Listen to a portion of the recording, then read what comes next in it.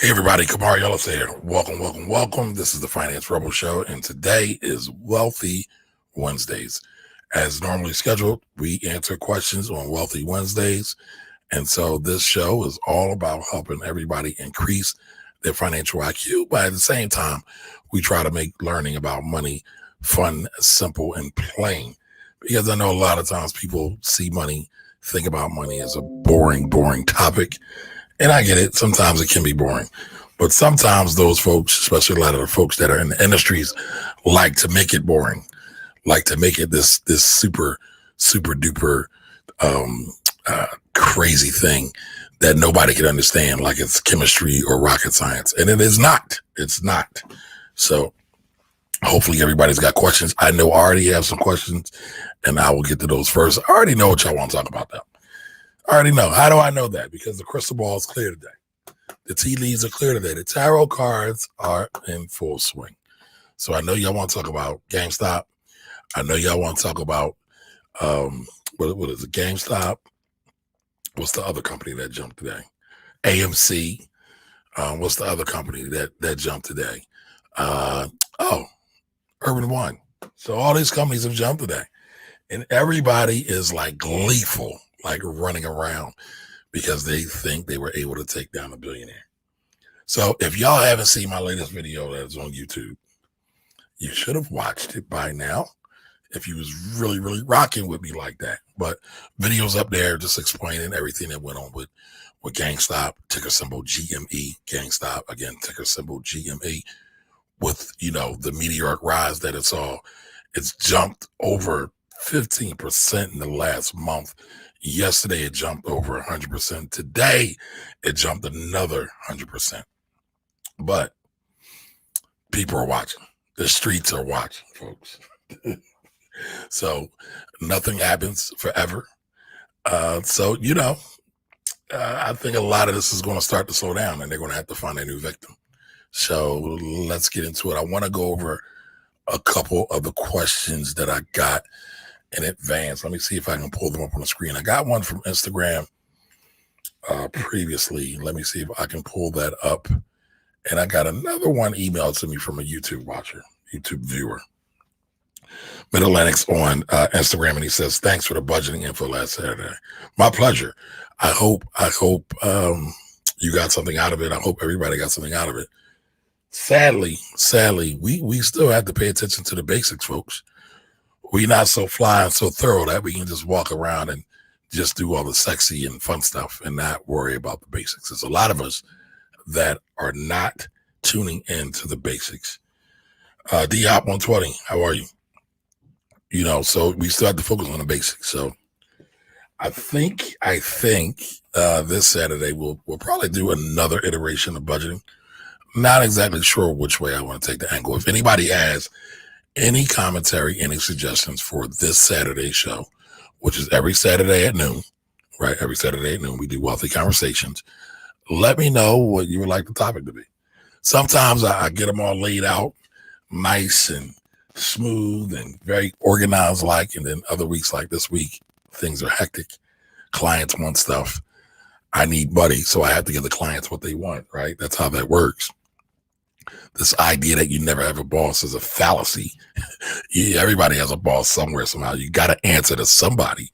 So, I got to answer to my clients.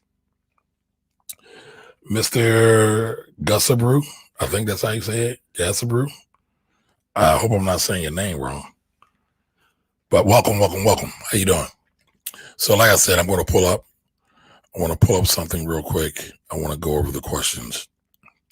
Let me pull up my Instagram account real quick. Again, if you have any commentary, any questions, go ahead and throw it in the comments, right? If you're on IG, be sure to hit the little question mark button down the bottom. Miss Determined, how you doing? Welcome over there on IG. All right, so let me pull this up here. I found the Instagram inbox that I got. Let's see. I don't know how big of a photo. It's a pretty long question though. Pretty long question. All right, before Before I go too far, let me just say what's up to everybody. Ryan Perez, what's up, man? Congratulations on hitting your new big numbers over there on your platform, Hustle TV. Congratulations. You've been working hard on that for a long time, so congrats. Jody Austin says, what's up, African? What's up, you African? How are you? All right, Ryan says he's listening. He's all ears. 5-Star Tax Solutions. The house always wins, though. That's a fact. The house always wins, though. The big wigs is just letting them have a little fun. Listen, if y'all watched my video yesterday talking about GameStop, I talked about that. I said it's not going to be a free-for-all forever. It's not going to be a romper room forever. The adults are going to come in the room and they're going to regulate things.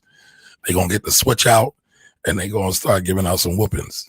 If anybody watched the press conference today with the White House. By the way, press conference at the White House is a breeze now. It's so much better now that you got people actually telling the truth. Hopefully it stays that way, right? Hopefully it stays that way. But the reporters in the press conference asked about GameStop and how it's running. And the press secretary said that Janet Yellen is the new Treasury Secretary. Janet Yellen was also the head or the chairman of the Fed Reserve for 4 years as well. So this lady knows her ish. She knows her stuff. So she said Janet Yellen will be looking into this. So basically that's a warning that Janet Yellen is going to come through with a can of whoop ass, arse, and let people have it. Get the switch out, get the extension cord out, get the belt out. Somebody going to get a whooping. And you already seen that. But again, I'm sure people are going to talk about that later on. But let's get to this first question. This is not a stock question, y'all. This is not a stock question. This is about some business. All right, so I'm sharing with y'all my screen. Y'all get to see everybody that's in my inbox. I don't really care. There's nothing really going on there. Some questions, a little light banter. That's about it. Let's see. Can y'all see that? All right, so it's from Johnny. He says, hi, my name is John. I'm going into my 3rd year as a barber, but have yet to file taxes as self-employed, since these past 2 years have not been the best for our industry for obvious reasons. Very obvious, right? But I have filed a W-2 for my second job that keeps me afloat. This is all new to me. However, I am in the process of trying to learn how to file taxes as self-employed. Would you have any tips or information that would help me, a first-time independent contractor? Thank you for your time. All right, and then he goes on. He says, to be specific, I am stumped on what legal entity is best for me. As a first-time barber paying both rent at a barbershop, should I file self-employed, or do I need to identify as an LLC, DBA, S Corp? I've watched plenty of videos on managing money. Say that I need to have separate bank accounts to keep track of my business expenses. Does it need to be a business account or simply another personal account that I specify use for business funds? Should I be paying taxes quarterly or at the end? I've watched your video on YouTube and you seem like the best person to ask. Oh, thank you, John. And information will be greatly appreciated. All right. So we got John in the building. He asked a question on IG. So I want to honor John and give him an answer. I will say this though, John. That question actually warrants a consultation. You should be paying me for that one. However, I'm feeling in a good mood. It's January 27th. It's the first month in the 2021st year. So I'm feeling a little good. So I'm going to give you a gift. I'm going to answer this question as best I can. I can't answer it thoroughly because I don't know all your specifics. However, you've been in business for 3 years as a barber, right? You didn't file your taxes the last 3 years. You need to file those taxes first and foremost. If you go back past 3 years, you can lose some of your benefits, i.e., you might be eligible for a tax refund and you won't know this because you didn't file. Matter of fact, I looked at a client's IRS notice today where they had roughly almost $4,000 tax refund they were supposed to get. Sadly, they filed their taxes in the 4th year and they missed it by 1 year. So they missed out on that. So I can't impress enough on you the importance of filing your taxes on time, not just for the money, right? But just staying in good compliance with the IRS so you don't have to deal with them, right? Also making sure you get all the benefits that you're entitled to. And also, again, you get to stay ahead of any problems that might be going on with your tax account.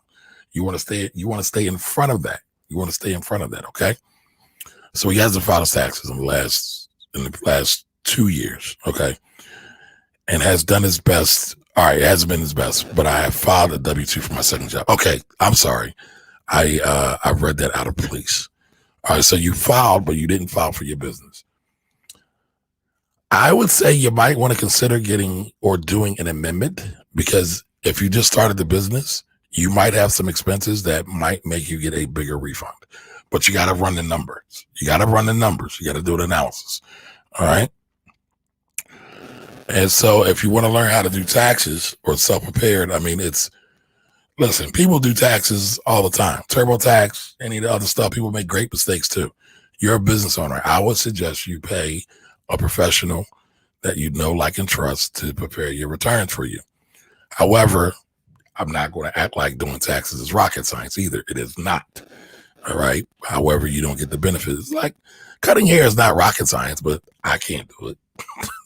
I don't have the ability to do it. Maybe if I spent all those years at barbering school trying to figure it out, trying to figure out how to ed somebody up, trying to figure out how to fade, then maybe I could do it, but I don't have those skills now. So, but I get it. It's hard for new business owners. A lot of times the money is not meeting. You have more month than you have money. So again, I get it. So what I would do is you could use like a TurboTax. I'll say this too. If you are low income, I don't know your status, you could also look up VITA, VITA. VITA, which stands for Volunteer Income Tax Assistance. Is a program that the IRS puts on every year to make sure people get reliable and good tax service. Now, I was a VITA volunteer last year, my first year doing it as an instructor. The training that they do in these VITA programs is stellar. It's second to none. I'll say this, it's way better than some of those big box shops that, the people that are guaranteeing you a big refund, which doesn't make sense, but we'll talk about that another time. But they know the law, they know what they're doing, and they know how to file a good tax return. Now, if you don't like that, again, you could do somebody online or something like that. You have to file a Schedule C. Again, on the Schedule C, that's where you list all your expenses and all your revenue from being a barber. So any money you made from your clients from cutting hair, any money you paid out, for example, you might have had to pay booth rent, or maybe a percentage. It depends on how your arrangement goes to the owner of the barbershop. Again, it depends on how the arrangement goes. I'm not sure if you are buying supplies or if they're buying supplies, but if you are buying the supplies, you can write off the supplies as well. So, again, write off all of your stuff. If you are a traveling barber, make sure to track your mileage. Use an app, something like a Mileage IQ, okay, to track your miles, or a QuickBooks Self-Employed is another good app to track mileage, track expenses, track revenue. All right, you don't have to be super duper technical, but those are good apps that you can use, right, to keep track of everything. Because one of the most important things all business owners need to understand is that bookkeeping, or how well you keep your records, will literally save you money or lose you money, depending on how you do that. It will literally save you money, right? It can save you money in taxes. It can save you money in overspending on expenses. It can save you money for so many things. You can better run your business by having good records, because now you can go back and look at your records and see if something worked or something didn't work. All right. You can start to track your trends then. So, all right. So then, do all that. Now you asked another question. All right. Got to remember, this is like a free consultation. Now, this is a couple $100 you're taking out of my pocket. But I said I was going to do you a solid. All right. So he says, to be specific, not Pacific, specific, I'm stumped on what legal entity is best for me. As a first-time barber paying booth rent. Oh, you are paying booth rent. Okay, sorry.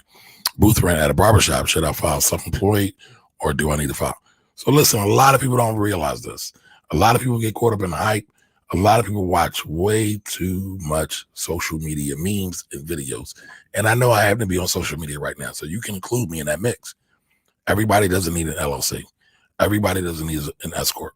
You said a DBA. A DBA isn't actually an entity. A DBA stands for doing business as. DBA, doing business as. You get one of those if you want to use a different title, right, for your business other than, let's say, yourself, or if you want to use a different title for your business. So let's say you can say Johnny King of Haircuts, like that's your name, Johnny King of Haircuts. If you wanted to say I'm Johnny Golden Clippers, right, you could then follow DBA and still do business all under that one EIN, or what's called employer identification number, right? LLC stands for Limited Liability Company, not Limited Liability Corporation. Limited Liability Company. If it's just you, it's what's called a pass-through entity. If it's just you, let me back up, y'all.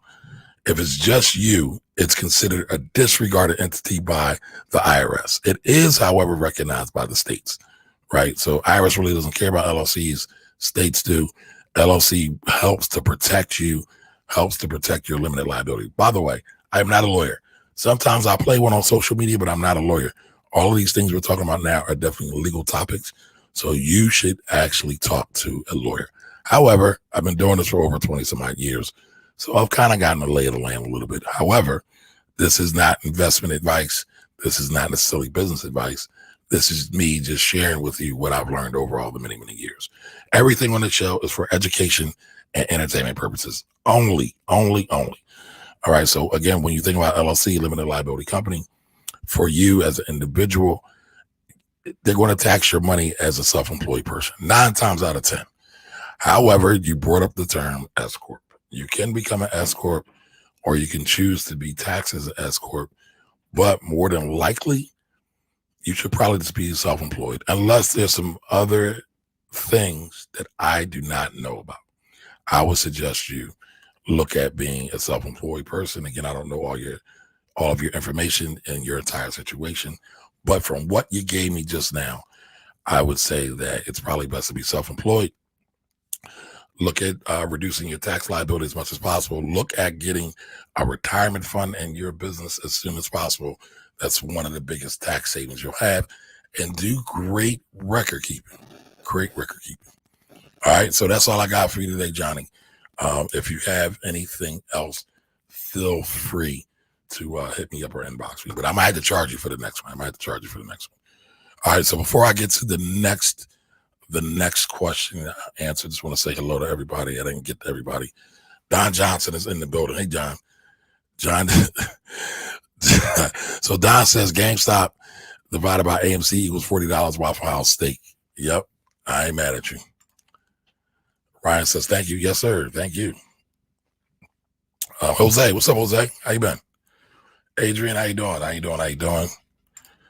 Miss Edith, good evening. She says, good evening, Kamari. I say good evening to you.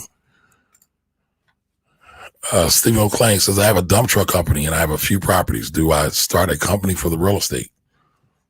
Maybe not. It really depends. Again, everybody's running around saying you need an LLC, right? But what they don't tell you is every time, if you already own these properties, when you now have these LLCs and these properties, you have to redeed them. If you have any mortgages on these properties and you switch over to deed, you could run into some trouble, right? Mortgage companies don't like it. So a lot of times there are some mortgage companies and some hard money lender that will still give you money for your business, your real estate, but it becomes a lot harder. So it really depends. Stephen. Is it Stephen or Steve? Because I know that name gets used differently, and I don't like misspelling people's names. All right, Dwight, I'm going to come back to that. Hey, Angela, how you doing? Dwight, don't let me forget to come back to that. Great question. Kimberly Brochard. I hope I said your name right. And Gail, check out this brother. All right, thank you. Thank you, George Elliott, for sharing the love. I appreciate that. Thad, greetings, well community. Greetings to you, sir. This is Rebel Nation right here, though. And yes, we are definitely a wealth community. I want to say what's up to my peoples over on IG real quick, so just bear with me for a moment, and I'll get to the next question. Taxman 11's in the building. How you doing, Taxman? Papillion 05112 or 12, excuse me, 512. How you doing? Just Doris, and Nikki. I hope I'm saying your name right. Clay be chilling. How you doing? Oh, that's Mary. Hey, Mary. How you doing? The Property Princess. How you doing? And the Kaizen Investors here. How you doing, Kaizen? What's new? All right. Live from the group, my man Jimmy. Where's the pot of hood signal? So now y'all get to see Jimmy's real. He ain't got no alias now. That's just my man Jimmy Williams. All right, Kevin, how are you doing, sir? How are you? What do you think about AMC? I'm gonna get to it. Let me get to this next question. Y'all gotta stay tuned. One love to you also, Fiali. One love. All right, so I got one more question. It's a very similar question. Now this one is in my email, so let me try to find this one. Going forward, y'all, I want to have all my questions centralized in my text community. All right, I want to have them all centralized in my text community. So please send questions to this 215-974-0058. Again, 215-974-0058. It keeps the show running a little bit smoother, right? It helps me get through the questions a lot faster. And it helps me get them even easier. So there might be some resources that I can get you sometimes if I get the questions in enough time. Now, I'll still take some when you throw them in the chat, but I'm trying to run this thing a little bit more efficiently. So let me find this question. It's from a lady by the name of Danielle. All right, so how can I do this without showing Danielle's email address? So I'm doing all this live, folks. All of this live. Give me 1 second. Let's see how we can do this.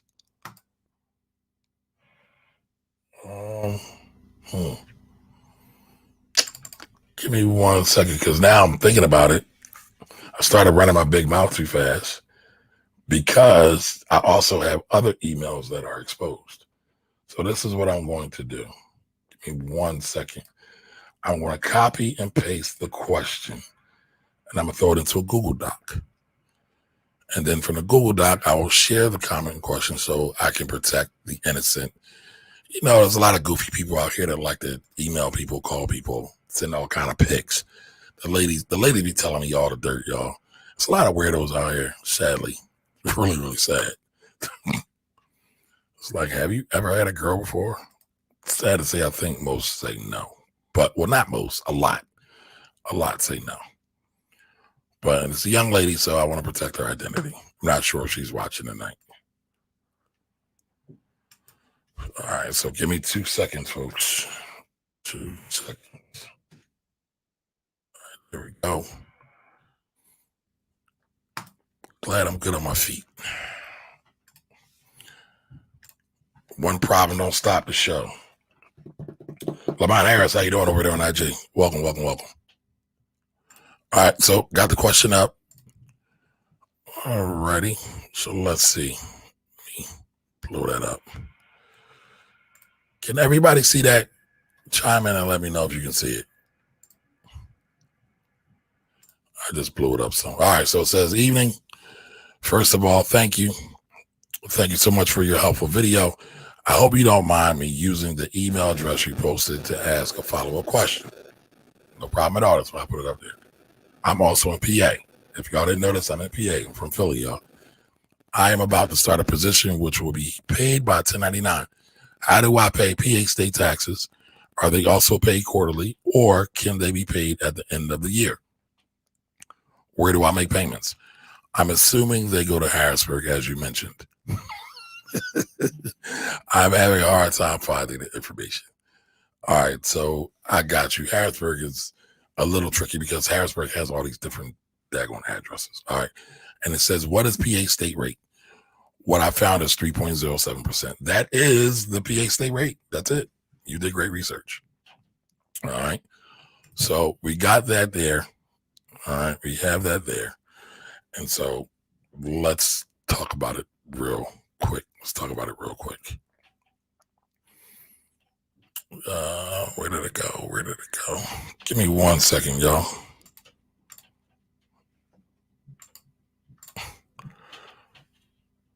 All right. So first things first, I'm about to start a position. All right. So this is like another free consultation y'all asking me for.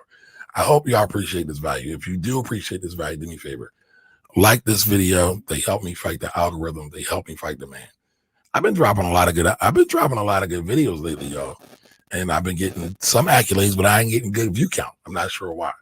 So like the video so we can get them out there to the world so everybody can see. To be honest, if one person views the video or a million people view it, I'm still going to be here.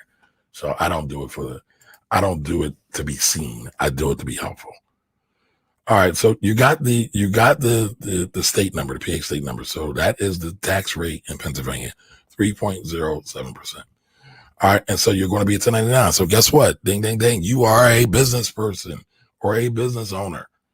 Please don't consider yourself a 1099 worker or a independent worker. There's so many terms that get thrown around. Gig worker, not sure what you're doing, but you are a business person. So with your 1099, that allows you to write off all of your legal tax expenses and deductions. All right.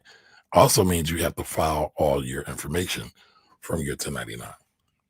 So the IRS gets that. So be sure not to try to trick the IRS. All right. Be sure not to try to trick the IRS because they already got your information. Don't make sense at this point. So you'll be a 1099. How do you pay? I'll get to that shortly.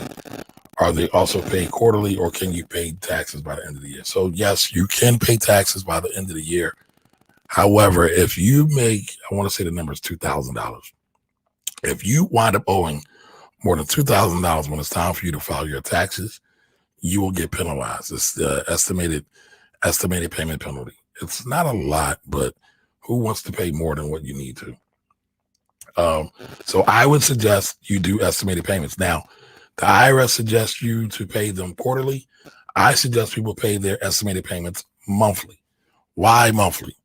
Because most people in America have a hard time saving. Most people can't deal with having a whole bunch of money in their account, not wanting to spend it all. So it becomes tricky sometimes when you put some money aside and then you know you got this big bill that's coming at the end of the year and you don't have the money for it. And we don't want to mess with the IRS, folks. All right. I mean, you can make payment arrangements, you can do other things, but if you're making the money throughout the year and you know the bill's coming up, how about we just prepare for it so we don't have to do any extra jiggling of money, robbing Peter to pay Paul, or any other kind of shenanigans. All right. So make sure you do that. I would say again, pay it monthly. All right.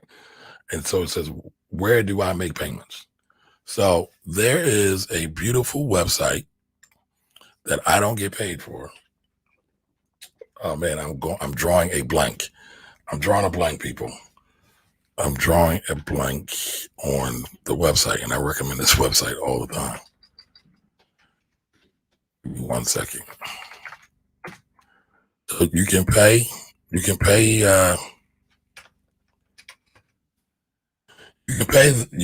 IRS to this website, and you can pay PA State. Give me 1 moment. I have to figure out what the daggone name of that website is. And I use it so much. I even make some of my estimated payments through this website. Now, I will say this. You can go directly on the IRS website and make the payment.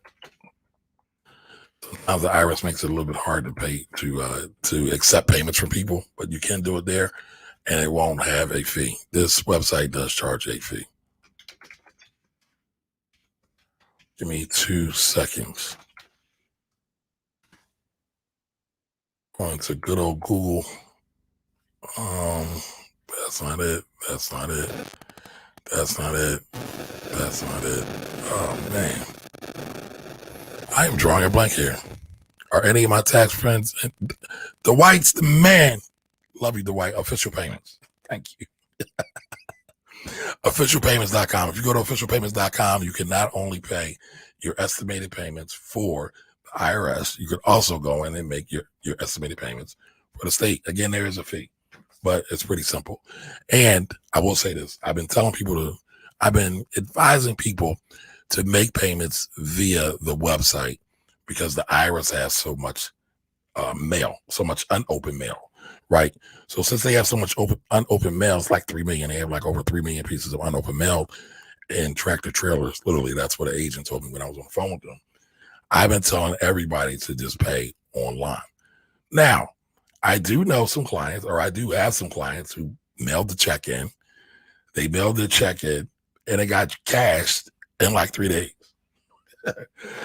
So I guess the IRS knows where the money resides, and they're making sure that they get their money.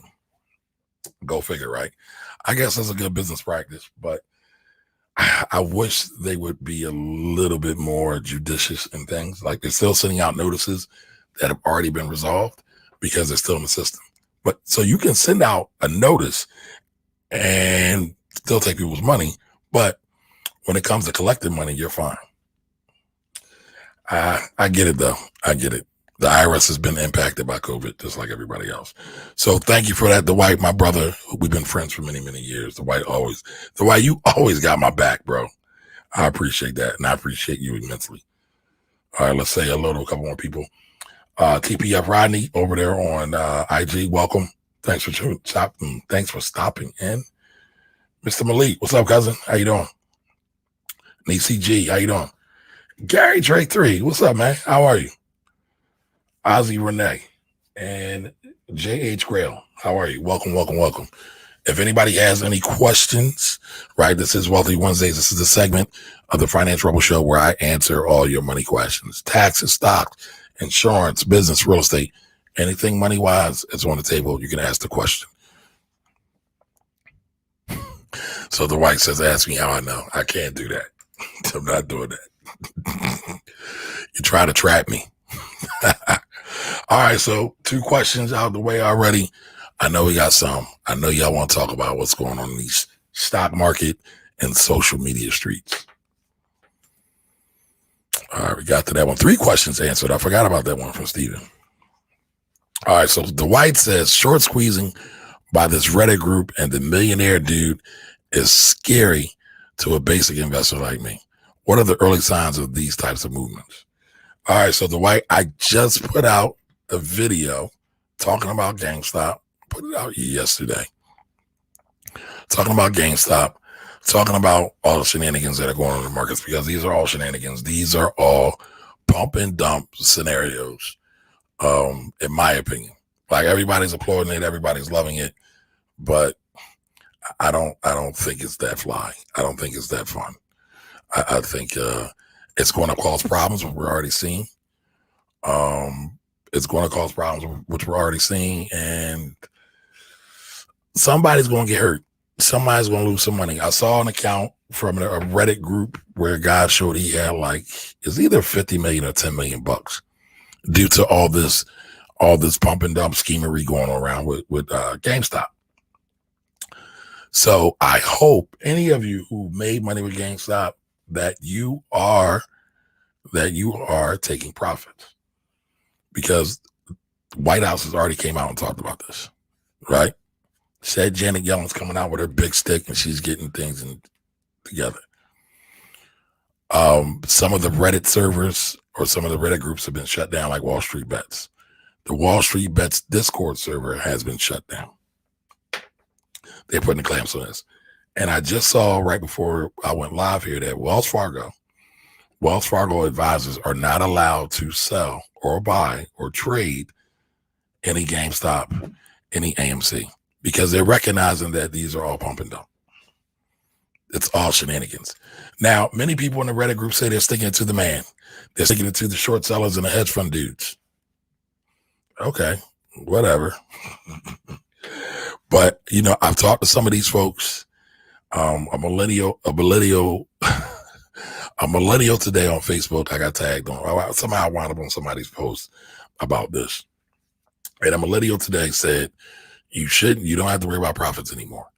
There's a new day in Wall Street. There's a new day in investing. You don't have to worry about profits anymore. I was shocked. Because at the end of the day, GameStop is losing money. AMC is still losing money. Right now, they are not good companies. As I tell all y'all, when you're buying stocks for the long haul, right? I'm not talking about trading. We don't do trading here. This is not the place for trading. If you want to do trading, I really don't have no smoke for y'all. It's best to kind of pack up and move on down the block. I talk about long-term investing, right? I think that's the thing. My show, my content is pretty much geared for the beginner who's looking to get their act together, who's trying to figure out the language, the definitions, who's trying to figure out where to go, what to do, where to put money at, who's really just trying to get started and doesn't want to get scammed. So that's what I'm about on this side. The traders, some of them have made some money. Again, I hope they have taken some profits, because a lot of times what I see is people get greedy. There's a saying in Wall Street investing that hogs get slaughtered and pigs. Oh, I'm saying it wrong. Pigs fly and hogs get slaughtered. It's something like that. I'm saying it wrong. No, I know that. Basically, it means that when you're greedy, you're going to lose money. Why? Because what runs Wall Street, what runs the stock market is fear and greed. Those are some of the two most powerful human emotions that there are. Now, I'm not going to talk about the other powerful emotion, but that's also tied into fear and greed as well. So if you don't have good emotional control, good EQ, as many of them call it, you're not good at trading. You're not going to be good at trading. So again, we'll talk about some of the early signs, the white, in this video here. I'll show it to you real quick, just so all of y'all can see it. I want y'all to go watch it, right? Help me get my numbers up. And I think you can learn some things, because I talk about shorting. A lot of people don't understand what shorting is. Some of the interest or some of the things that you can look for, like short interest. I talk about that there on the video as well. So check it out. But I'll just show it to you all real quick, just so you all can see exactly what I'm talking about. So this one here says Q&A. That's us here. We're live on YouTube. We're also live on Facebook. And this video here is about GameStop and the short squeeze. So watch that video there, and you will get a whole education about GameStop, about shorting, and about short squeezes. But obviously, we're going to talk about it tonight too. But I need your help. So help a brother out. So let's see. What other questions do we have on here? I think I said hello to you, Angela, but if not, hello again.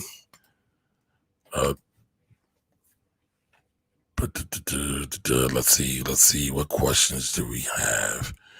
What's up, Douglas? How are you, sir? Yeah, Naked Brand got busy today too. They got pumped up as well.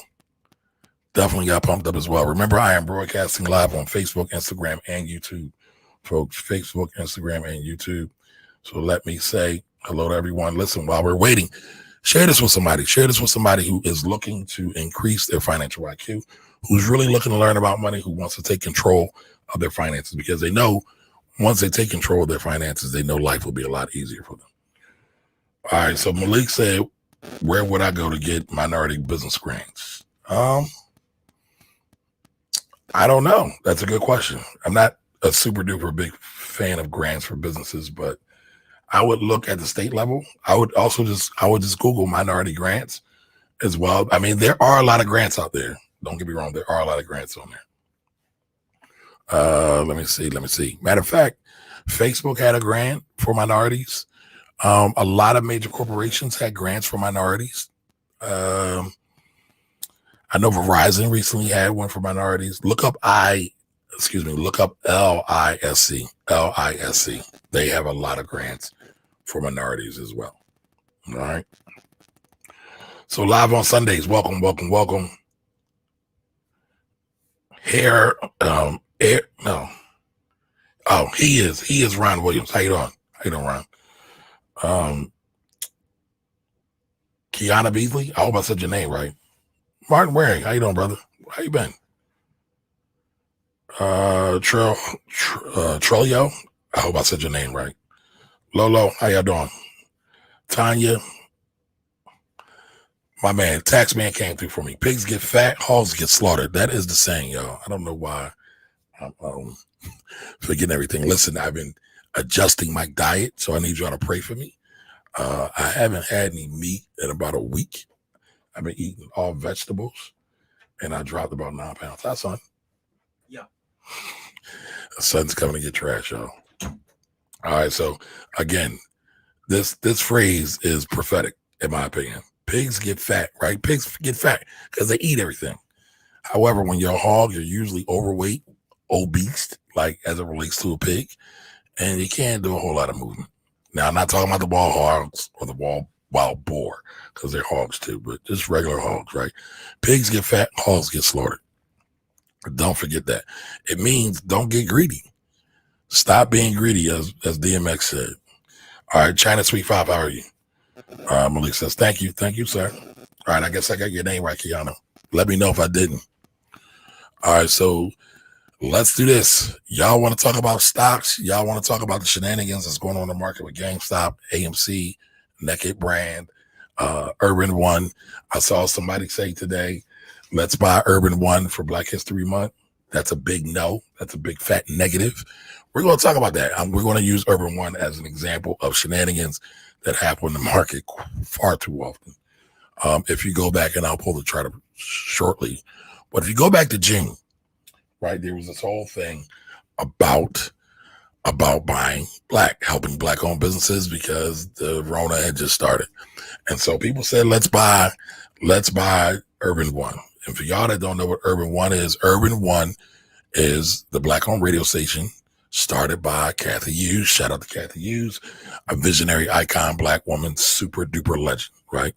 And by the way, my commentary is no shot to Kathy Hughes or the Urban One company, but just laying out the facts here. By the way, everything we talk about here is for entertainment and educational purposes only. Again, entertainment and educational purposes only, right? But we're going to bring up the charts, and we're going to look at Urban One. Let's start with Urban One. Again, if anybody has any questions, go ahead and throw them in the chat. If you're on Instagram, throw them in the little question mark at the bottom, and I'll try to get to them as best as I can. But like I said, I need y'all to pray for me because I'm doing this new diet. I've been eating mainly vegetables. I haven't eaten any meat. Drinking my juice, no sugar, just about all green. So I need y'all to pray for me because it hurts. It hurts so bad. But I'm getting used to it. And I feel like, going back to Urban One, I feel like I talked about Urban One before. But, I just get up here and I talk just for the sake of talking. It doesn't matter that I've been in the financial services industry for over 20 years. I still get young folks that basically say, oh, man, you old.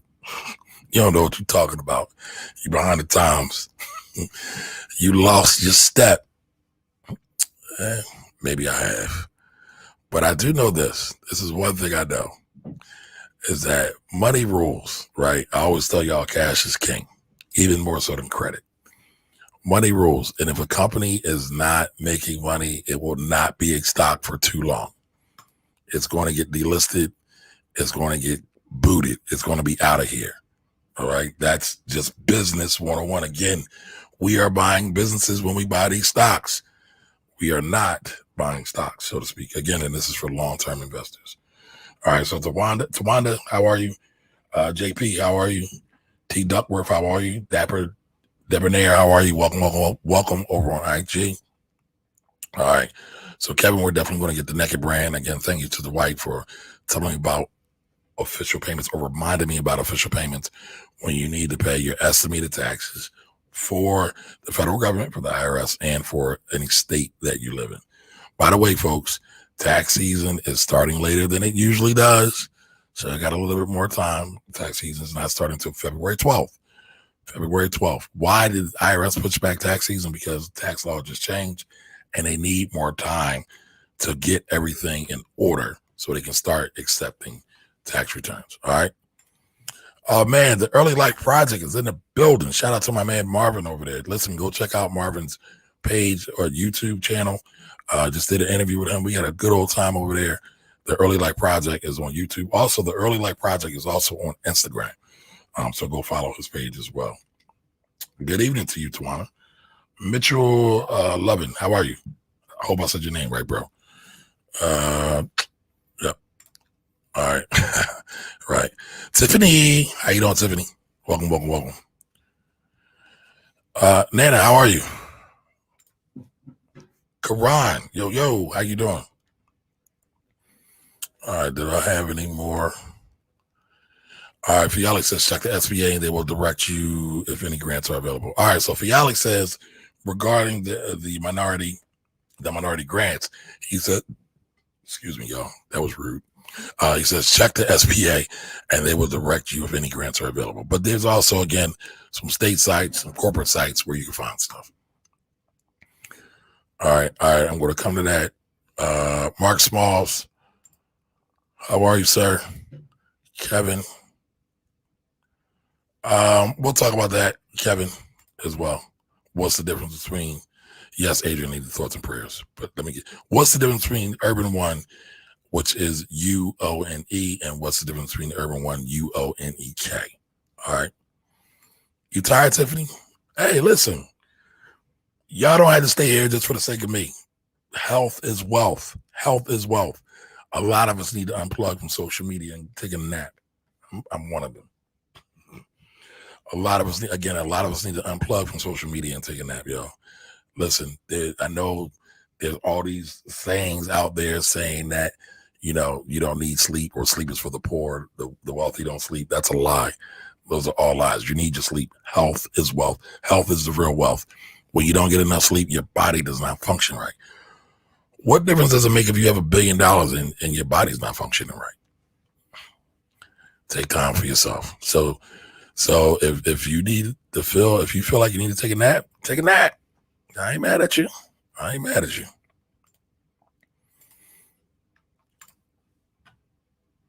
All right, so let's pull this up, y'all. We're going to talk some stock real quick. I'm pulling up Urban One on the chat, or on not the chat. What am I talking about? I'm just bobbling my words today, y'all. I'm pulling up Urban One on the screen. All right, so you should be able to see Urban One. Let me extend it to full screen. So we should be able to see that. It should be a little bigger. Hopefully everybody can see that. All right. I won't keep it on screen too long because I've watched the replays of these and it looks boring, in my opinion. But I'm scrolling back right now. We are looking at a day chart.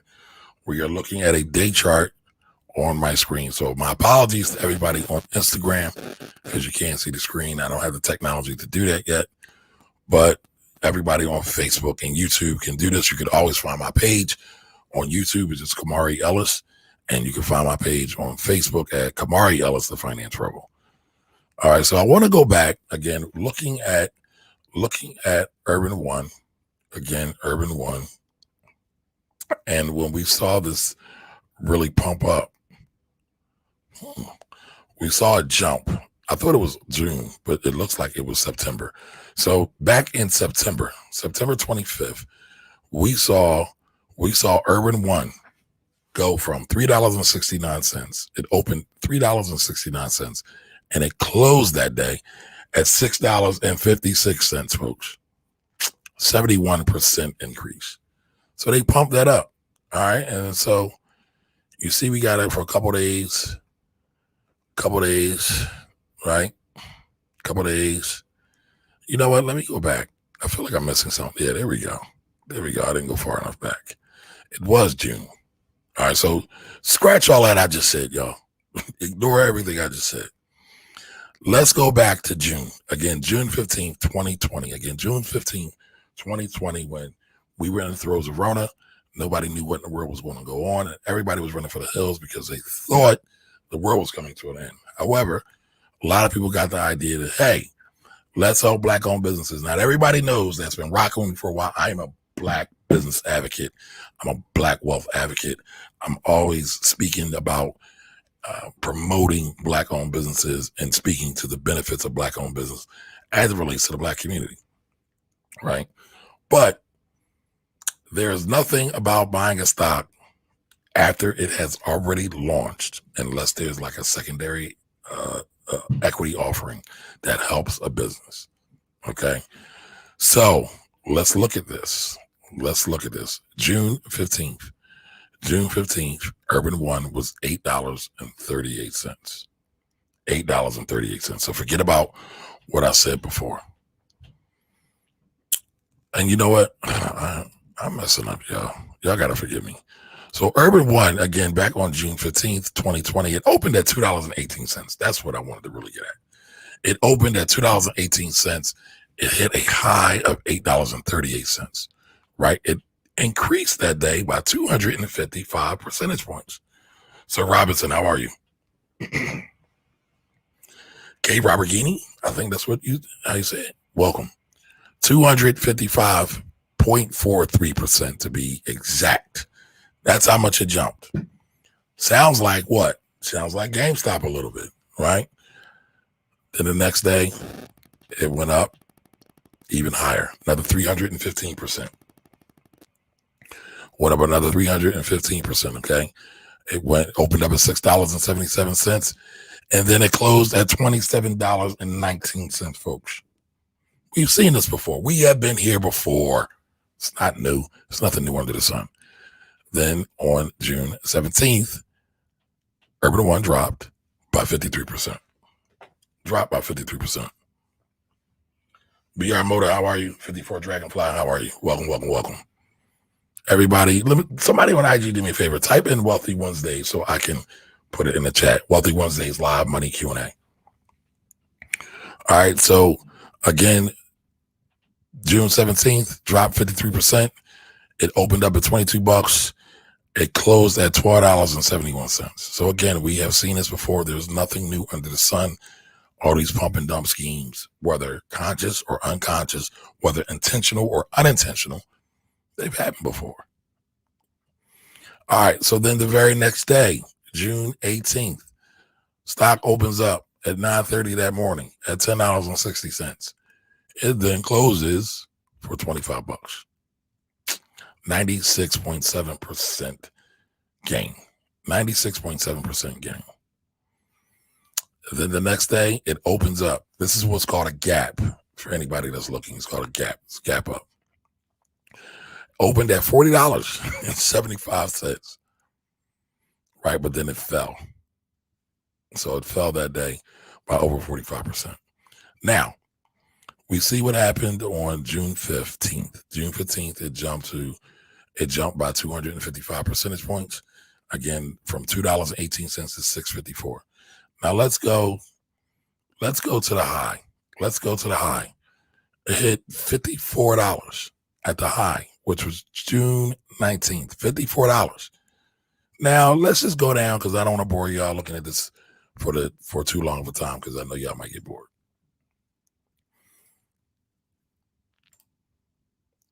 Right? It went from, again, June 19th.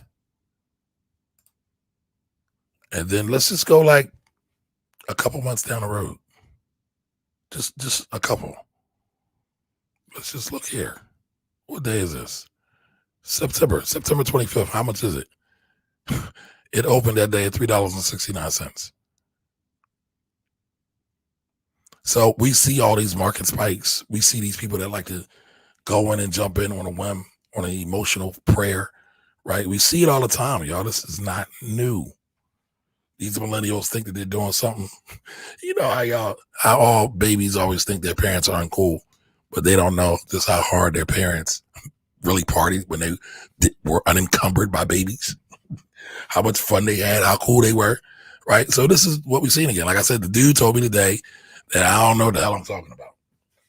After all these years, and I've dedicated my life's work, and there's a mission. Almost somebody said this was a calling for me the other day, and I accept that. But they said that I didn't know what I was talking about. They said traditional research doesn't work anymore, right? And profits don't matter. Folks, listen, when people tell you that profits don't matter, they've been smoking crack or that new drug, wherever it may have came from. It's probably some synthetic weed that's got everybody out here going crazy. If anybody tells you profits don't matter when it comes to investing in the stock market, they're bugging. Straight up bugging. Now that's old school language. I'm showing my age. I am a product of the crack era. I'm a 70s baby that grew up in the 80s. So I don't know some of these young folks think, but we see the same thing every time, right? I thought my parents were crazy until I had to pay bills, until I had kids, right? They gonna think I'm crazy until they had to do some of the same things. But like I said, everybody's all gassed up on this. And I'm showing you proof of how these things have the same pattern. Like all this stuff has the same pattern. So here we're looking at Urban One. Everybody got hyped about Urban One. It jumped. Now, what I haven't told y'all is that I have some other indicators on the bottom of this here that I want you to kind of ignore, but there's this one right here. It's called short interest. And every time you see these spikes, you see short interest, you see the price run. So as more and more people pile into these, they make money, right? They anticipate the stock is going to fall. And if y'all watched my video yesterday, I told y'all that you can make money when the stock market goes up or when stocks go up. And you can also make money when stocks fall. The way you make money when stocks go up is you go long a position, right? That's what you see every day when you talk about the Dow Jones or sometimes the S&P or the NASDAQ or Apple or Tesla. They're talking about making money when the stock goes up. However, stocks fall. It's like gravity. What goes up must come down. The Ivy investors here. Hey, Courtney, I haven't talked to you in forever.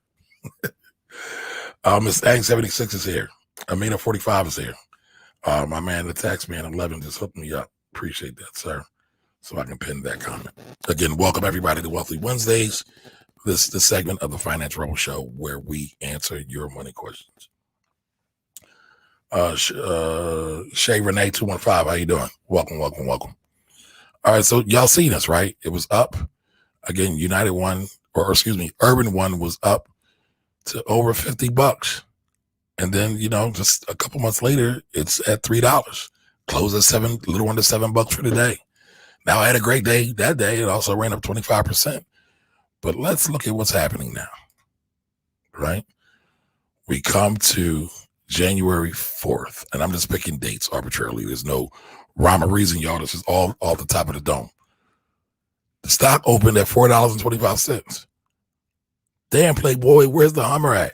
You had all that money. You pumped the stock up. Everything was groovy and great. You was living your best life. You out here screaming YOLO. For y'all old folks like me that don't know what YOLO is, it just means, wow, I done forgot what it means. What's it mean? YOLO, you only live once. So folks are throwing caution to the wind. I don't know what to tell you. This stuff happens all the time. So Urban One is at $4.25 as of January 21st. Let's go to today. And we saw a spike. Today, again, I saw one of these memes out here and said, everybody, let's support a black-owned business for Black History Month. And today it jumps to $7.33. Hit a high of $8.35, but then it closed at $6.94. So we had a bad day today. It was down 19.3%. But just the idea of buying a stock just to support black-owned business does not make a lot of sense, y'all. And like I've said, I am a black business advocate. I love black businesses. Black businesses are the biggest employers in our community. If you really want to do something about poverty in the black community, support a black-owned business. They hire the most people. They hire the most black people outside of federal government. Hey, Christy, how you doing? Hey, fam. So, listen, I wouldn't follow Urban One, but Urban One, right, I'm using this as an analogy to talk about what's going on with GameStop. Everybody is calling me or texting me, asking me, man, I missed out on GameStop. FOH, y'all. I said I'm trying to stop cussing as much on here. But listen, you ain't missed out on nothing. If it wasn't your plan, then it wasn't on your target. It wasn't on your board. You just seeing that because you thinking you missed out. You got FOMO. You got a case of FOMO. What is FOMO? Fear of missing out. I always use the analogy like FOMO is y'all look at these stocks, right? Y'all got a wife. You got a nice looking wife. She's been loyal. She's been dedicated to you, right? She's smart. She's loyal. How DJ Khaled said, she's loyal. And then a neighbor moves in. Cute young hot thing. Tight body. Pretty face. Nice hair. And then you forget all about your wife. You didn't stick to the plan. You didn't stick to the plan. So you became a lost one. Don't become lost ones, people. Don't become lost ones. So we're going to look at some more stocks. Go ahead and throw your questions in the chat. I'm going to get to them. I know, again, everybody was talking about GameStop. And I know y'all want to look at AMC too. But let me go to GameStop. Now I want y'all to keep an eye on that term, or on the term I mentioned to y'all. It said SI. Remember, you see all these spikes here. That tells you something, right? But SI is short interest. That is the amount of people that are buying, or excuse me, that's the amount of people who are shorting stock. Now, I really don't want to go back over shorting because I talked about it last night in the video on YouTube for a lot of y'all. I ain't watched it yet. I can tell you I ain't watched it because the numbers aren't that great. It's a great video though. It really is, if I say so myself. But I'll just tell you what is shorting, right? Again, I said the market, you make money in the market when it goes up. You make money when the market goes down. When the stock goes up, you're going long. You're riding it for the wave, right? Short term, long term, midterm, it's going up. That's what you hear. However, what most people don't hear oftentimes is shorting. What is shorting? So I'm going to give you the technical definition of shorting. Shorting is when, let's use me, Kamari goes and borrows stock. Yes, you can borrow stock. Just like, let's say, you know what, let's keep it there. You can borrow stock. You can borrow stock from the brokerage account. And I say, I'm going to borrow the stock from the brokerage account, and I borrow it at $100. So then I sell it. I sell it. Keep that in mind, y'all. Right? My expectation is the stock is going to go down in price. So I sell it for $100. I'm expecting it to go to 50. For this example, it goes to 50. I then buy the stock back for $50. I buy the stock back for $50. I then give the stock back to the brokerage people that I borrowed it from. We're good. And then I covered my short, because you probably have heard many media outlets talking about this short covering and all of that, right? So again, I sold the stock at 100. I brought it back at 50. There's a $50 profit in that. Now that's a textbook example, but we know the world does not go and live on theory. But theory is important, y'all. You got to understand theory. The more you understand theory, the more you can apply and understand the application of things. All right. However, what doesn't happen in the case of GameStop, when I sold the stock at 100, the stock then went to 105. The stock then went to 110, 120, 125, 150, on and on and on. And by the way, these numbers are hypotheticals. These are not GameStop numbers. Just follow along with the analogy. So instead of going to 50, it then goes up. So what do you think happens when the stock goes up, when I was supposed to profit when the stock goes down? Can anybody put that in the chat?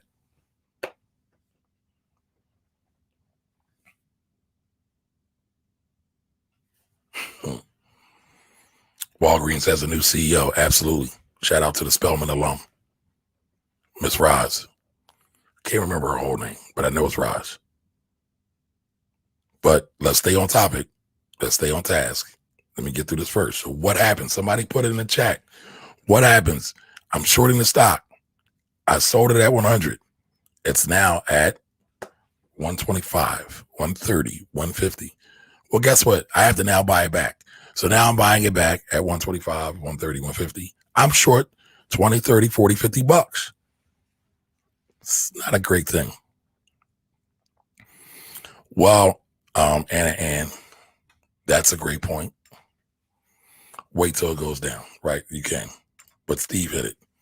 Steve is a tax man, y'all. Make sure y'all look him up. You lose money. Now, there's some other things that's going on with shorting that I don't want to get into, but let's just say this. There's interest involved. It's just like the bank. Anytime you borrow something, you got to pay something. There's no free rides, folks. So as you're going up, as the price is going up, you are losing money. What happened to GameStop? Let's look at the chart. Y'all ready to look at the chart? Let me pull it up real quick. I thought I had it ready for y'all. Here we go. So GameStop. Again, my apologies to my IG people. All right, going to the large screen here, full screen. Let's go back. Let's go back and look.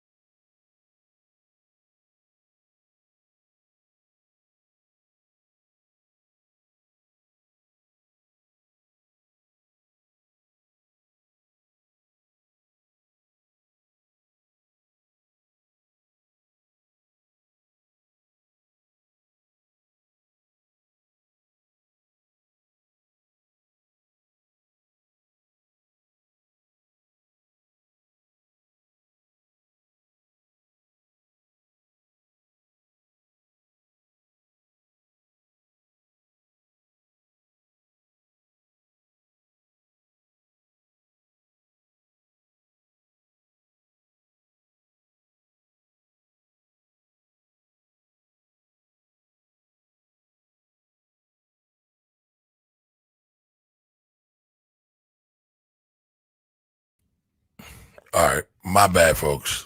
Hit the wrong button. I don't think y'all could hear me. So let me share the screen again real quick. We were looking at GameStop. All right, so here we go. So GameStop right now is 300 and it closed today. Again, it closed at $347.51. How much was GameStop on January 12th? On January 12th, GameStop closed at $19.95. Again, $19.95. Now, remember I told y'all about that SI number? All right, so SI is stock interest. So I just want to talk about this real quick. SI is stock interest. And what does that mean? That means that's all the open interest on the stock, all the short open interest on the stock. So remember, I talked about Kamari shorting a stock, making money. So a lot of these institutional firms, big hedge funds, all the professional money managers were shorting GameStop. Why were they shorting GameStop? They were shorting GameStop because GameStop is hemorrhaging money. They are losing money. Rightfully so. They're in the middle of COVID. There's not a lot of retail locations that are open. Now, listen, some are open, but we know there's still a lot of stay-in-place orders. People are not traveling as much or going to stores as much as they were before, pre-COVID. We know that. That's a given. So, again, I talked about short interest. What do you see here? You see a big spike. People are anticipating that this stock is going to fall. And then it goes on. And then the price goes up a little bit the next day, down a little bit, up a little bit. Now we're at $39 for the day. This is January 20th. All right. January 21st closes at $43.03. We saw short interest fall a little bit. So remember when I said when the price keeps going up, what happens? You lose money. These professional investors, they cover their shorts, which means they have to buy back the stock. When you're buying back the stock, it's about supply and demand. So they're buying back the stock and it's pushing the price up because the price, again, kept going up because these folks, a lot of these millennials and these Reddit groups said, hey, guys, let's screw over a rich hedge fund guy and let's have fun and make some money all at the same damn time. And that's what they did. I'm not mad at them, but the thrill's kind of gone. Now, we'll talk about that some more. So again, it's going up. Now, here, January 21st to then January 22nd, what happens? This number here, SI, short interest, jumps again.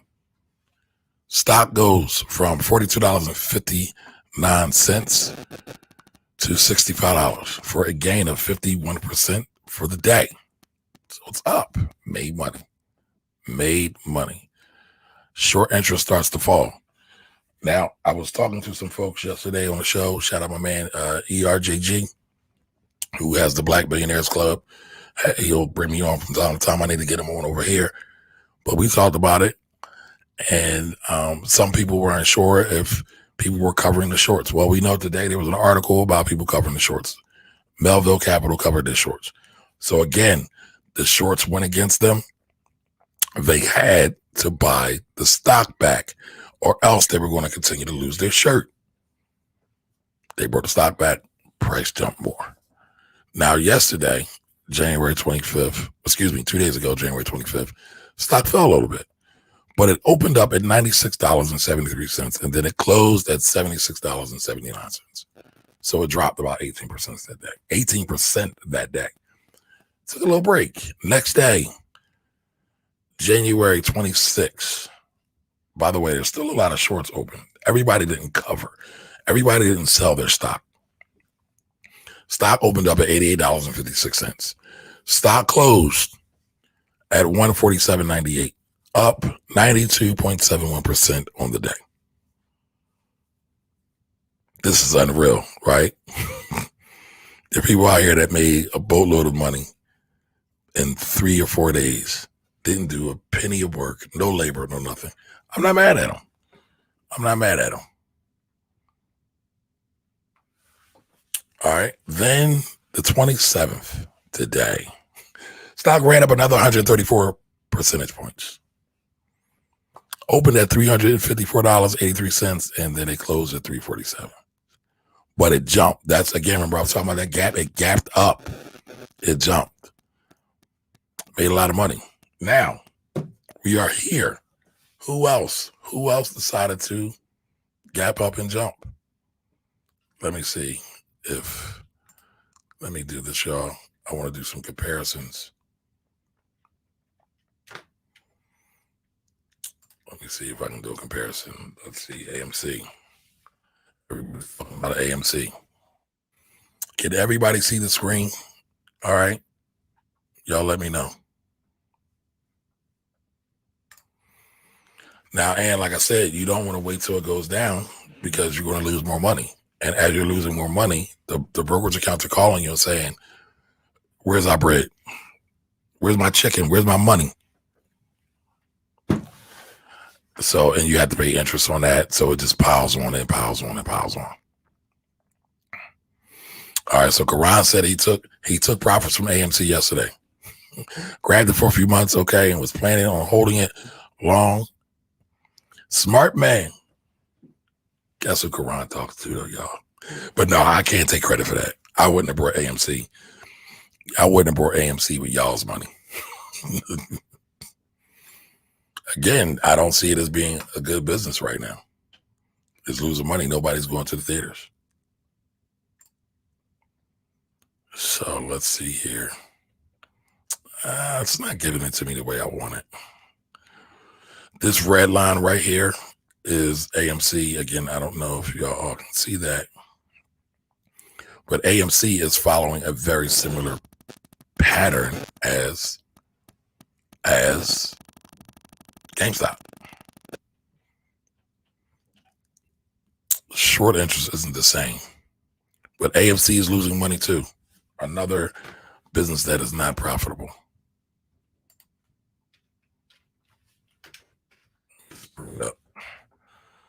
Another business that's not profitable.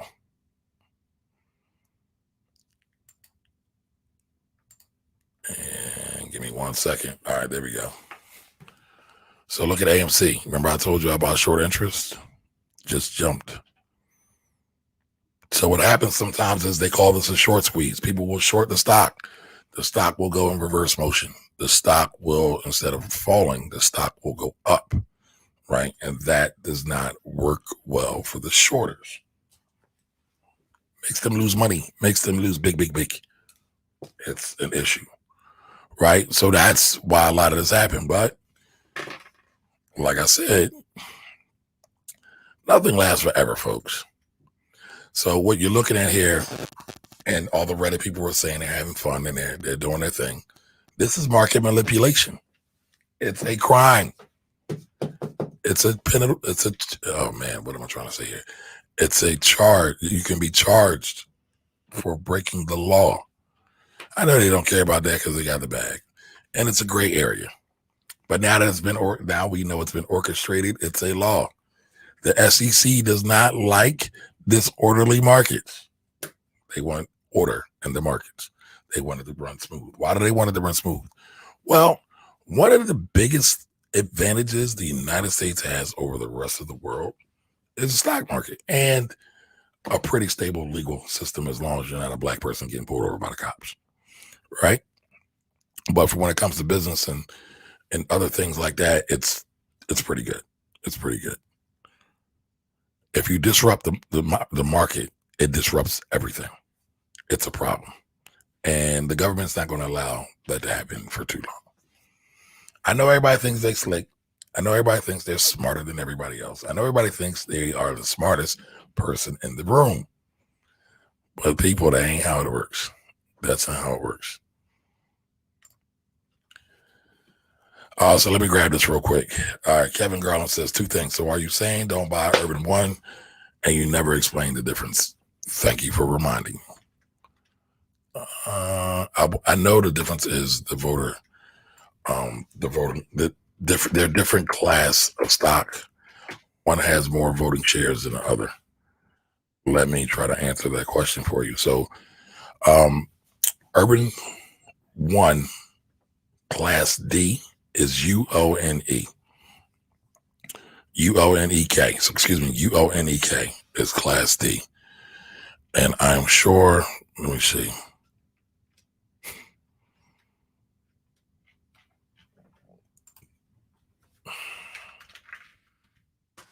Let me pull it up real quick.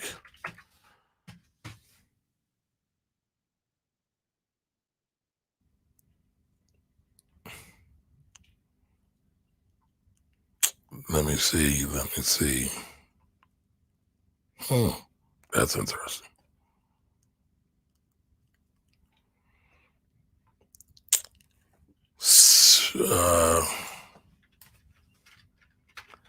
Give me 1 second. 1 second. There we go. All right. So UONE is Class A, right? It's Class A, and UONEK is Class D. UONEK has 25 times the available shares compared to UNOE. All right, that's not getting me what I want. I'm betting there's a difference in the class. Well, there's clearly a difference in the class of share, but I'm also betting that UONEK has more voting power. One of them has more voting rights, and that's what I'm trying to ascertain right now. I don't know that off the top of my head.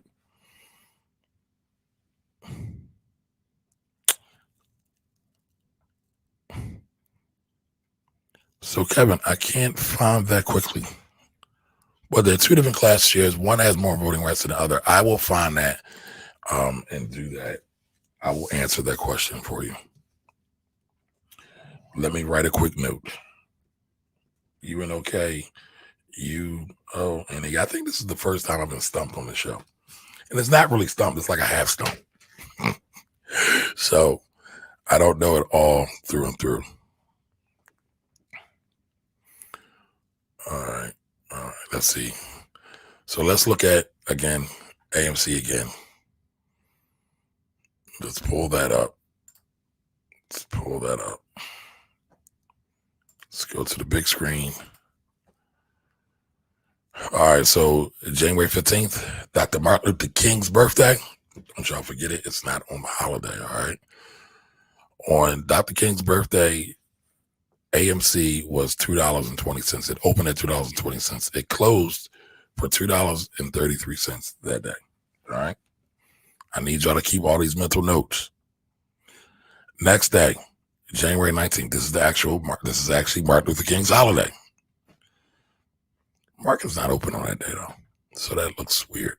But so $2.80. It opened at, maybe it is open.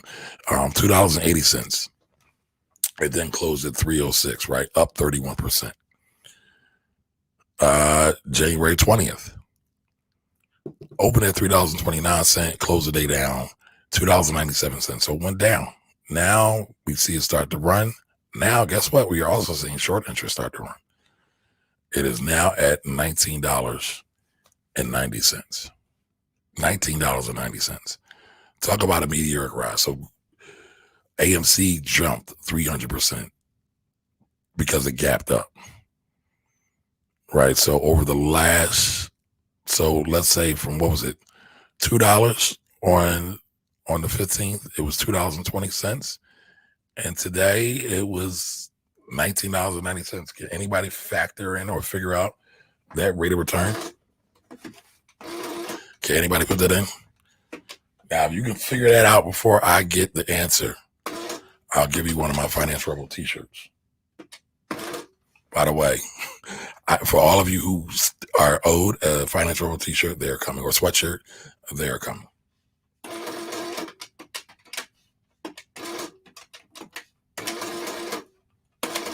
So that's an 800% rise. Did anybody get there?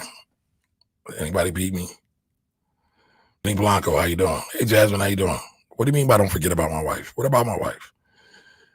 But Shay Byron, what's up, Shay? How you doing? Helpful Living Magazine, how are you? Joel Denzel, how are you? Thick Chick, how are you? Oh, Douglas is over there. Hey, Charlie. Oh, Charlie, you made time for us today. How are you? Dizzy 2584, how are you? Leon, you know what? I don't even know how to say that now. L the numero uno. You know what? I never even tried to sound that before. D-Lights 15, how you doing? Eric, what's up, E? Katrina, how you doing? I manage money. What's up, Wendell? Invest out, how you doing? Don, John B, how are you? And Candace, what's up, Candace? All right, so listen, 805%. Amazon's up 805%.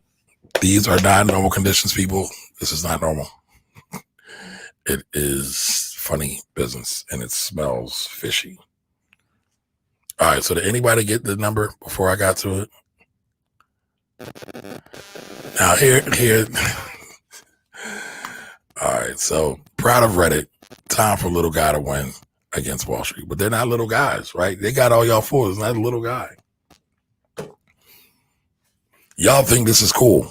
This is like us celebrating. This is like us celebrating drug dealers delivering turkeys on Thanksgiving Day. Oh, they did something great, but they killed the community. Come on, folks. But listen, I will say this though. It does what happened on Reddit is very similar to what happened in Arab Spring. Many of y'all probably don't remember Arab Spring, but that was when basically all of North Africa was rebelling against their governments. What did they use? Social media. They used social media. They used Twitter and Facebook a little bit to organize themselves to revolt. Now, a lot of other people could use social media for organizational things that could be very beneficial to the community. But, you know, I saw a lot of flyers for Martin Luther King Day parties. But ain't no hate. Everybody need to have a little fun. But I'm just saying. All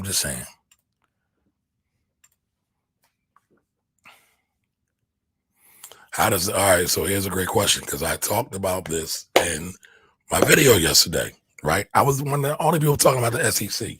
I ain't see nobody else talking about the SEC. Everybody talking about, oh, look at this. Yeah, okay. So the SEC will take action because they don't like disorderly markets. They don't like pump and dump. Here you have thousands and thousands and thousands of people who have stated that they have coordinated to buy the stock. And they're saying the same thing as Winfred said. We stuck it to the man. Right? I mean, so it's all good. But listen, this is nothing any of you all should be getting involved in. That's my opinion. Sometimes when you try to chase the hot thing comes back to burn you.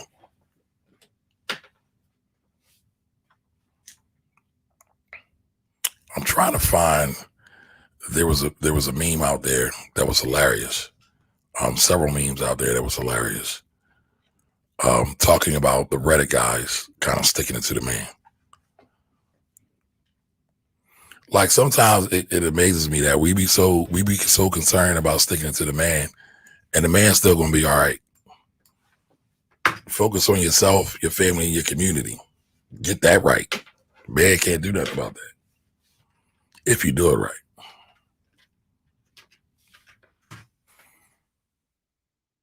But no, that's not sexy. That's not fly. That's not fun. All right, so here's an article. I just did a quick search. Check this out real quick, and we will come back to some of the other stocks, because I know people had questions about. I think it was something naked. I can't think of the name of the company, but they hit a lick today too. They definitely hit a lick today. All right, listen, while I'm looking this up, do me a favor, share this out with anybody who wants to increase their financial IQ. So Reddit makes AMC GameStop stock go wild. This insane Ponzi scheme can't last. Nope, it can't last. And they called it a Ponzi scheme. Why? Because it was really shady. Black Legacy, thanks for joining. Because it's really shady. Yo, Eric, I appreciate you too, bro. Eric says he appreciates the show. If anybody really appreciates me, let me know. Put that in the chat. My man E, me and E went to high school together. He was my OG in high school. But it couldn't last forever. That is correct. That is definitely correct. Now, let's talk about, and we'll come back to some stocks, but let's talk about what's going on now. Now, I told y'all that what is it? Wells Fargo. Wells Fargo advisors said they are no longer going to allow their advisors to sell AMC or GameStop. Why do y'all think that is? Oh, where is the Batman? Why do y'all think they're not allowing this to happen any longer? Why would Wells Fargo stop trying to make money off of GameStop? Or stop trying to service their clients? There's some other things that went down too. They're taking down the Discord servers. Now, what is Discord? Discord is like this place where they have special servers where people game, people talk, people do all kinds of things. People gather and congregate to talk about stocks.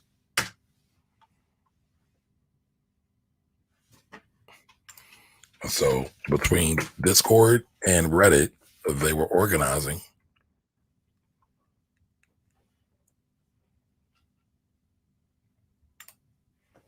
They were organizing to buy the stock higher.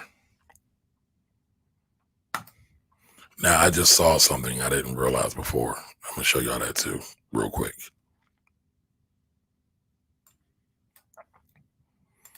Give me 1 second. That's not what I wanted to add. At some point, one day, I'm going to have to get a producer, y'all. So I don't have to do this all at the same time by my damn self. All right, so give me 1 second. Again, if y'all have any questions, go ahead and throw them in the chat. If you are on IG, put your questions in the little bubble. Oh, wow, it's 9:30. Oops. Y'all know how I get. I get angry. Got to get my vittles. But I want to talk about this real quick. So Wells Fargo bans advisors from GameStop and AMC recommendations. So they're not selling the stock. They're not allowing you to buy it. So Wells Fargo and Company banned its advisors from making stock recommendations on GameStop and AMC. I wonder why. Right? So a lot of times at some of these companies, they will solicit their clients to buy this. Why? Because many times they get caught up in the frenzy and the hype as well. That's why I always say it's best for you to get your own personal education, your own personal financial education, so you can make better financial decisions, because you can't always rely on the financial professionals. I'm one of them. I'm just keeping it funky with y'all. Can't do it because sometimes they shady. You know how y'all know how Q-Tip says record companies, record industry shady. Industry rule number 4080, record companies are shadies. Same thing for a lot of these folks that work in financial services. A lot of them are shady, y'all. And sadly, there's a lot of shady people on Instagram and on social media and on Reddit and Twitter who like to give this bad advice. But I want y'all to look at something real quick. Now, Wells Fargo told their advisors not to give recommendations.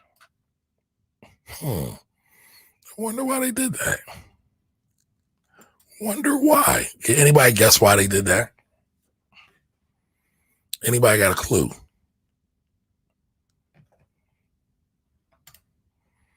Wells Fargo recommends buying these highly shorted stocks. So that was earlier today. That was announced. This is on CNBC. This is not Kamari's radio TV show program. That was their thing. They was recommending the nonsense. Now, if y'all remember yesterday, I was telling folks not to do this. They didn't have enough good sense not to recommend the stock. Today, after we saw the massive jump, are they really good advisors? Now, I'm talking about the organization, y'all. I'm not talking about the people there. Even though if I was there, I wouldn't have did it. I can't tell you how many times I've gotten in trouble when I worked under a broker-dealer type scenario. The flurry of trading activity in GameStop and other heavily shorted names. All right, we talked about shorting earlier, so y'all should all have that. If you don't have it, put it in the chat. We'll go over it again. Has captivated Wall Street as retail investors bid shares higher, prompting heavier losses for short sellers on the other side. As the mania spreads from GameStop to other names like AMC, fueled by commentary on Reddit boards. Analysts at Wells Fargo compiled a list of stocks with high short interest, potential future short squeeze targets. So they were recommending these because they felt that the short squeeze interest was going to make them more profitable. Some people might make money, but guess what? They shut that down because the government's now looking at this. So whose interest are they really after? Or are they just following the hype? So this is why, again, I say that you are your best advocate. You are your best steward. You cannot just rely on somebody. Yes, you can call a person like me or someone else to help you along with your finances. But if you're really serious about getting to this money, you got to do a lot of it on your own. Again, I got in trouble before with one of my mentors who's a financial planner. I did a video called Financial Education versus Financial Planning. Rich people, wealthy people do not get to the bag through their financial advisor, folks. Financial advisors help them evaluate things. I help people evaluate things. Sometimes I will give people ideas. But my job, and I'm not a financial advisor anymore, technically, right? I don't hold any licenses. I let them all go because they were too restrictive. I couldn't do this if I still had my licenses. And let's see, how you doing? You have to do this for yourself, people. Warren Buffett's financial advisor didn't help him make billions. Puff Daddy's financial advisor didn't help him make millions or billions. Jay-Z's financial advisor didn't help him make millions of billions. Now, they had advisors. Don't get me wrong. Don't get lost in this, right? I'm not saying you can't get help, but it's not necessarily the normal way that you're seeing it now. All right, so just keep that in mind. Black Legacy, how are you? So, hey, first time on the live recording you. Okay, you called me on ERGJ's page yesterday. I told you I was on his live yesterday. Enjoyed the information. Great. Hopefully you're enjoying it tonight. If you are, please share it with someone. Lylan, aka, and Black Legacy. You know, I said the same thing yesterday, right? I stay consistent with my ish, y'all. I don't change. All right. So yeah, peace and love to you, Ken Kamari. Thank you. Mr. Johnson, how are you, sir? So listen, y'all, don't always fall for the hype. Don't try to catch the hot stock pick. Don't try to do what everybody else does, right? Again, it's like trying to, when a new girl comes to school, everybody's chasing after the new girl, but you already got a girlfriend. Stick with the boo you with. I don't know. That's too hard for some folks, though. By the way, that's no shade to those who like alternative lifestyles. All right, so Karan says outside will open back up at some point. Yeah, at some point, but what's the timing? I wouldn't have brought ANC because I don't know the timing. It still seems like there's some hiccups with vaccine getting out. It still seems like there's some hiccups with which vaccines are the best. So, I mean, yeah, hopefully. But now we are seeing these new strands coming over from UK and Brazil. Like, I don't know. I'm never going to be able to go outside and play, y'all. All right, so Winfrey says, what are the projections for utilities? Getting solar panels, thinking prices of electricity is going up. It might go up. It might. You know, for the long haul, we're still seeing solar panels are a lot cheaper now, and you can get a lot more financing. So I don't necessarily think it's bad. But Winford, it might be better to put that money into the stock market or into a business. We got to think about how we can multiply money. I don't know if you can multiply money by putting it into solar panels. Nothing wrong with solar panels, though. But what is the best vehicle to use? Financial Anatomy, that's my buddy Elijah. Thank you, sir. Elijah had me on his show on Sunday talking about taxes, gig workers and taxes. So y'all can check that out on YouTube as well. All right, so it is 9:39 p.m. on September, I'm lost, y'all. It's 9:39 p.m. on January 27th. What other comments, questions, or concerns do y'all have? Because I's hungry. I need some vittles, and I'm about to bounce. So what y'all got for me? Did I miss anything? Hey, Cheryl, how you doing? Tiffany said I did a drive today. What's a drive, Tiffany? Are you talking about a blood drive? If that's so, then I understand why you're tired. God bless you. All right, so 5-star says, getting my daughter started investing on her own. Will you suggest Webull or Robinhood? Also, should account be in my name or hers? She's 20. Let her be in her name. Unless you want to pay tax on the dividends and any of the trades that she has. Now, 5-star Tax Solutions is my tax sister, Ladina, over there in Detroit in the D, trying to get her daughter right. I ain't mad at it. I have Webull. I have Robinhood. I have Cash App. I think I'm going to go back to Robinhood because I left Robinhood initially because I was pissed off because they said they had fractional share buying. Then they had this long list. And then they said something came out, I was on the list, and now I can do it. So I think I'm going to go back to Robinhood. I brought $2. This is not an investment recommendation. I'm just sharing with y'all. I brought $2 of MJ, and I brought like $7, I think, of Tilray or something like that. Again, this is not investment recommendations. That is not a recommendation to buy or sell. Everything on this show, everything on Finance Rebel shows, everything that Kamari Ellis does in the public and social media or media is for educational and entertainment purposes only. That's it. I don't want to hear y'all running y'all lip talking about Kamari told me to buy this and it went down. I want some money. I ain't got nothing for you. I can't do nothing for you, man. Can't do nothing for you, man. All right, so does anybody have any more questions? My man, Charles Gregory.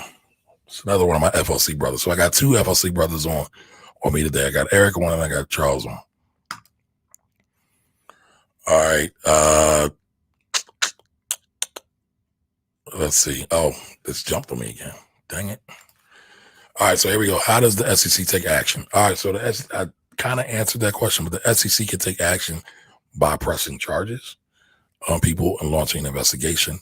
The SEC, what people don't realize is everybody's like, oh, we're sticking it to the man. Oh, it's the little guy against the billionaire. Oh, but what happens if the SEC change the rules for retail investors? Because now we're seeing the advent of Robinhood. We just talked about Robinhood and the Weebulls and the Cash App. We now have more access than we ever had before. We can literally get to the bag with this money, go. But if the SEC says, oh, retail investors want to play funny. What did Delary say? Oh, you want to shoot me in my pinky toe? Oh, we're going to change the limits. Oh, you have to have $100,000. Now, I'm not saying it's what they are going to do. I'm saying what they can do. They could change the rules. Was it really worth it to try to stick it to the man? Sometimes we like to cut off our nose to spite our face.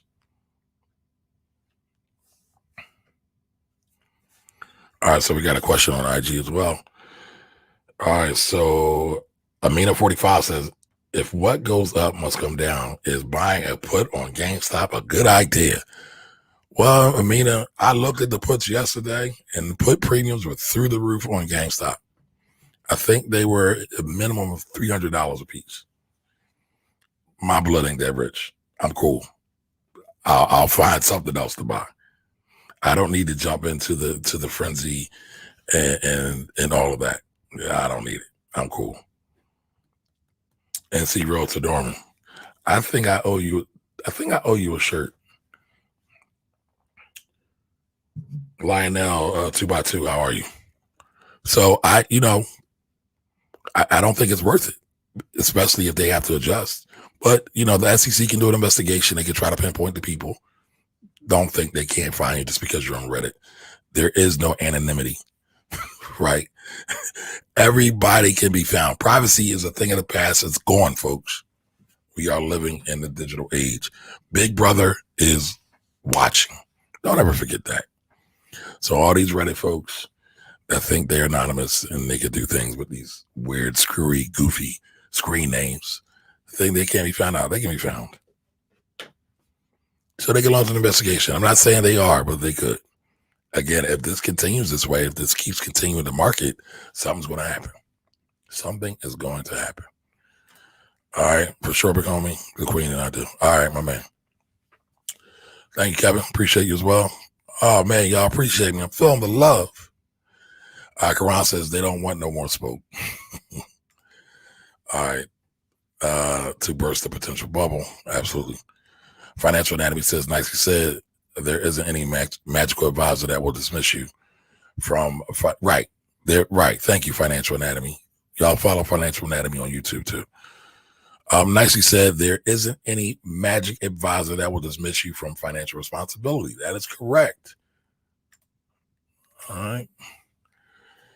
All right. Ann says, if you have shares of AMC, do you stick with it or for the ride? So I got that question today in IG2.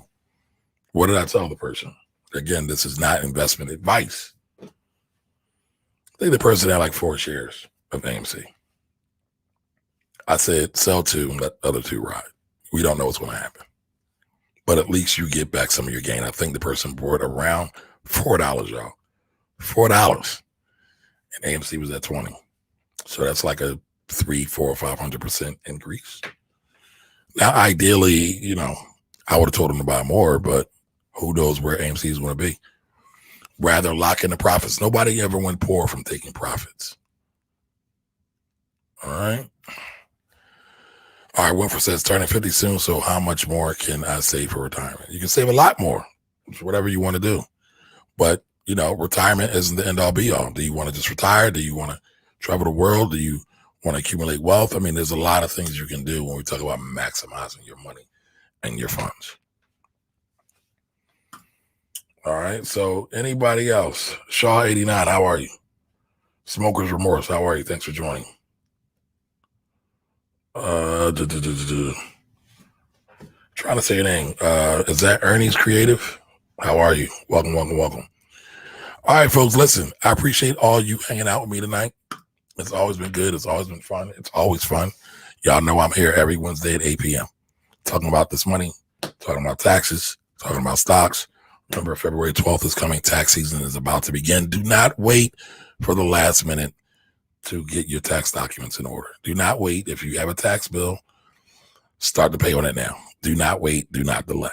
All right. And if you need any help getting any kind of arrangements with the IRS, feel free to reach out to me. All right, folks. Next show, Saturday at noon. I don't know what I'm talking about. I asked y'all for some show recommendations. I think we are going to continue on with the theme of budgeting and money control, right? We got to control where the money's going, where the money's flowing, so we can really be serious about creating wealth for ourselves, our family, and our communities. If you ain't serious, if you're not controlling your money, you ain't serious. Now, we said we want to change the name of a budget to the Money Master Plan. All right, but just know I'm talking about a budget, but it's the Money Master Plan, and I'm cool with that. So we might just carry on with that and keep that tradition going, just to make sure that there's a good foundation of information out there that you can always reference. Remember, these videos live on my Facebook page, which is Kamari, the Finance Rebel, Kamari Ellis, the Finance Rebel, and they're also on my YouTube page as well, which is just Kamari Ellis. So do me a favor, y'all. Do me a favor, and make sure you follow me on Facebook at Kamari, the Finance Rebel. Make sure you subscribe to my YouTube page, which is Kamari Ellis. Black cute skirt, or is it black cute skirt? How do you say that? Jaw Speaks Digital. Jessica, my homegirl Jessica. How you doing? So do me a favor, follow me on YouTube. I'm trying to grow my YouTube channel. Maybe one day I'll retire from doing business and I'll take up a full-time job of just educating the community on finances. But if you allow me to allow me to monetize my YouTube, maybe I'll retire to just do financial education full-time quicker than that. Gotta have some money to pay for my babies to go to college. So black skirt, right? Black skirt. All right. So listen, folks, again, I appreciate you all. I'll be back Saturday at noon. Again, Saturday at noon. Same Rebel time, same Double channel. Same Rebel time, same Rebel channel. Jessica, you mad late, sis. So Jessica asks, what does the AMC and GameStop need mean? What do you mean? But we just talked about GameStop. Pulled up the stock charts, talked about it, broke it down, analyzed it, and now we're gone. You can watch the replay. What does it mean? It means that a bunch of people on Reddit were getting busy, getting money, and now they are not going to be happy because the government's stepping in. All right, but listen, y'all. next Saturday, noon, I will see you all here. And listen, in the meantime, make sure you check out the podcast. All right. The Finance Rebel podcast. A lot of these replays are on there. I still have a lot of old content I have to get back up on there on the podcast as well. But check it out. You can listen to it while you drive, while you work out, while you go for a walk, to work on your health, fitness, right? Because health is wealth. And when you listen, do me a favor, give me a rating and a review. Hopefully 5-star or more. All right. I will talk to you all soon. Everybody have a great night. Again, see you on Saturday. Bye-bye.